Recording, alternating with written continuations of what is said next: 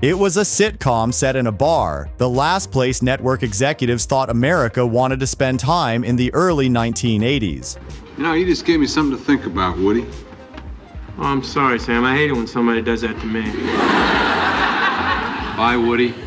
But week after week, millions tuned in to watch Sam, Diane, Norm, and the gang trade quips over beer. Cheers was not just a show, it was a cultural phenomenon. But were the laughs as smooth as the drinks they poured? Did NBC almost cancel Cheers after its disastrous first season? Did the cast really drink alcohol on set? And why did Shelley Long walk away at the peak of her fame? Tonight we separate fact from fable. Origins of a classic.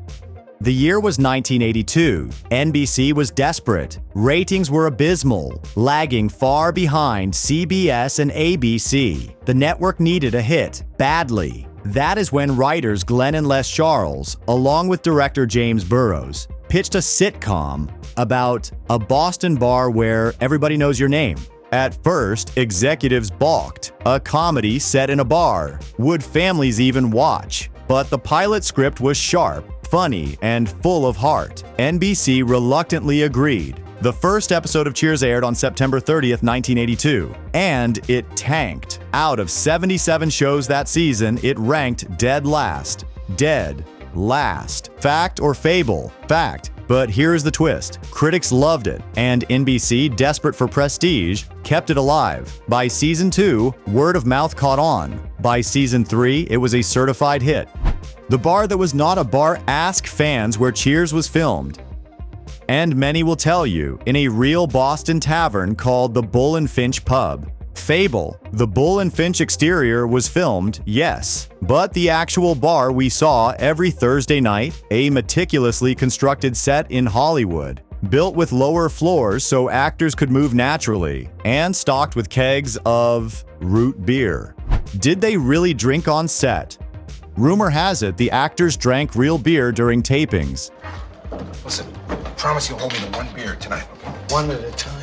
For the whole night. Fable. In reality, they were sipping near beer, a watered-down, non-alcoholic substitute. Wine was colored grape juice. Whiskey, tea. Though one cast member joked that sometimes a little real alcohol slipped in for authenticity. Casting myths and truths.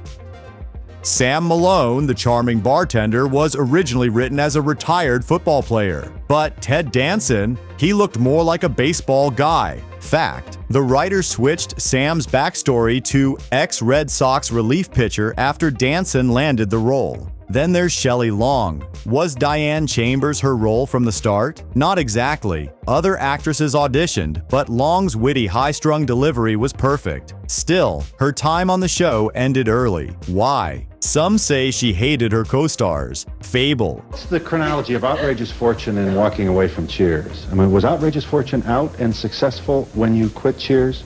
The truth is more complicated. Long clashed creatively with producers and Danson, yes. But mainly, she wanted to pursue film. She left in 1987, at the peak of Cheers' popularity. Well, as I say, you know, I believe in this very strongly, in making choices out of what feels right. Spin-off legends.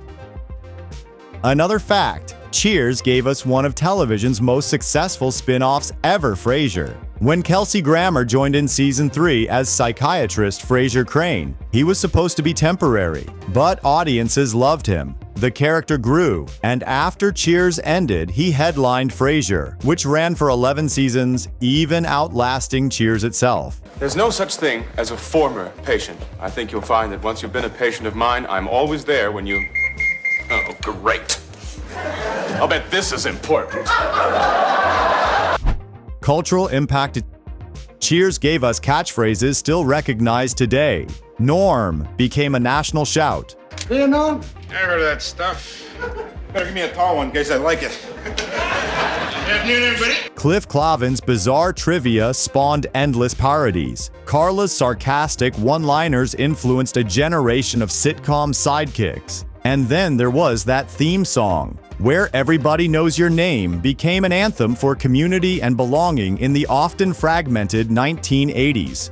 Did Cheers really beat MASH? Here is a fable often repeated, that the Cheers finale was the most watched sitcom ending in history. Fable. That honor still belongs to MASH in 1983 with over 100 million viewers. But the Cheers finale in 1993 was no slouch. Over 80 million tuned in, an astounding number, especially in an era before streaming or DVR. Where are they now?